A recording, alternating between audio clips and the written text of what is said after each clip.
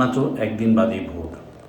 সেই ভোটকে উৎসবমুখর করতে সরকার অনেক ব্যবস্থা নিয়েছে, কিন্তু যেটি গোয়েন্দা রিপোর্টে উঠে আসছে যে এত নিরাপত্তা ব্যবস্থা কী কারণে নেওয়া হয়েছে সেগুলো একটু চোখ বোলানো যাক। আপনারা জানেন যে ভোট অনুষ্ঠিত হবে প্রথমবারের মতো সেনাবাহিনী ভোট কেন্দ্রের বাইরে সহ ভোট কেন্দ্রের ভিতরেও তারা পাহারা দেবে।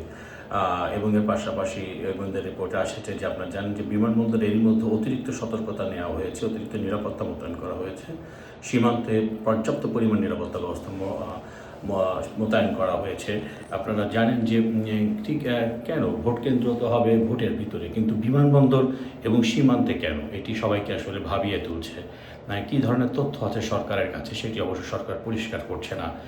তবে একটি গোয়েন্দা সূত্রের বরাদ্দে একটি রিপোর্ট বের হয়েছে যে হ্যানা বক্সের বা বাক্সের যে ভোটটি সেটি মূলত দুপুর নাগাদ বা 11টা-12টার দিক থেকে মূলত সেগুলো ভোট কেন্দ্র থেকে বাইরে ছিনতাই বলা হোক বা কেড়ে নেওয়া হোক, সেটি নিয়ে বাইরে যে কোনো জায়গায় ছুঁড়ে ফেলে দেওয়া হবে। এবং ভোট কেন্দ্রের ভেতরে একটি বিশেষ দলকের জন্য বিশেষ ম্যানিপুলেশনের ব্যবস্থা চলবে, যে কারণে যেন ডিসি অফিস সহ সমস্ত অফিস অতিরিক্ত মোতায়েন করা হয়েছে। এবং সর্বত্র সরকারের কাছে রয়েছে যে ব্যাপক পর্যাপ্ত পরিমাণে সহিংসতার এবং ব্যাপক সহিংসতার খবর তাদের হাতে রয়েছে, যে কারণে যেন সেটি নিরসনে সেনাবাহিনীকে বিশেষ উদ্যোগ নেওয়ার কথা বলা হয়েছে। উৎসবমুখর নির্বাচন কেন সহিংস নির্বাচন হয়ে উঠবে সেটি অবশ্য কারো বোধগম্য হচ্ছে না। কী কারণের জন্য হ্যানা বাক্সের প্রতি সরকারের যে ক্যাম্পেইন সেটি কেন ভণ্ডুল করতে প্রশাসনের ভিতরে 3টি ভাগে ভাগ হয়ে গেছে প্রশাসন, এবং পুলিশের মধ্যেও 3 ভাগ, এবং সেনাবাহিনীর মধ্যেও রয়েছে। কোন ভাগ যে জয়ী হবে সেটি নিয়েই মূলত আমরা জানি যে আওয়ামী লীগ নির্বাচনে নেই।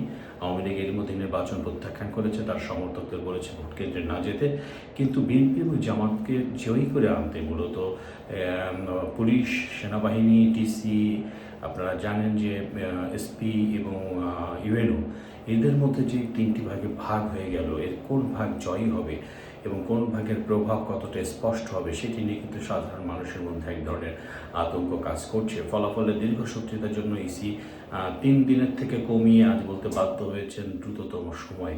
কাজেই সরকারের কাছে পর্যাপ্ত পরিমাণ তথ্য রয়েছে।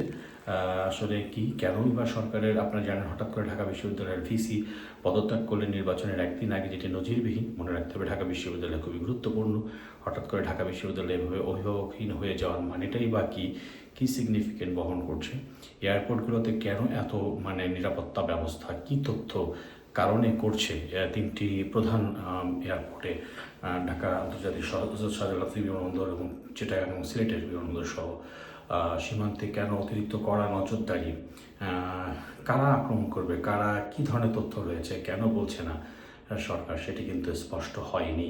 বা কেন বা কারোর কাছে তথ্য রয়েছে হয়তো বা কেউ দেশ ত্যাগ করতে পারেন, সেজন্যই কি এরকম এত জোরদার নিরাপত্তা, তাহলে কী কারণে সেটি অবশ্য পরিষ্কার নয়। আওয়ামী লীগ এর কর্মী সমর্থকরা এর মধ্যে তাদের নেত্রীর যেই ডিক্লারেশন যে তারা ভোট কেন্দ্রে যাবেন না, এবং যেহেতু ব্যালটে নৌকা নেই, সো নো ভোট ক্যাম্পেইন সফল করতে আওয়ামী লীগ এবং সহযোগী সংগঠনগুলো তাদের কর্মসূচি বাস্তবায়ন রাখবে।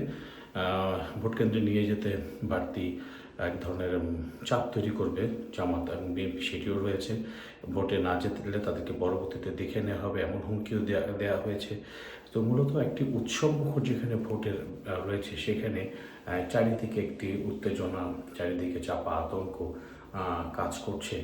আসলে ভোটের মধ্যে কেমন দাঁড়ায়, তো ওই যে বললাম যে ভোটের আসলে কোন পক্ষ জয়ী হবে সেটিকে নিয়েই মূলত এখন চলছে বিশ্লেষণ। একজনা ভয়, অজানা আতঙ্ক রয়েছে, সরকার যদিও সেটি দূর করার চেষ্টা করছে। আপনারা জানেন যে এরই মধ্যে এক ধরনের চারদিকে একটি বিষয় রয়েছে, সেগুলো অবশ্য এখনও পরিষ্কার হতে শুরু করেনি।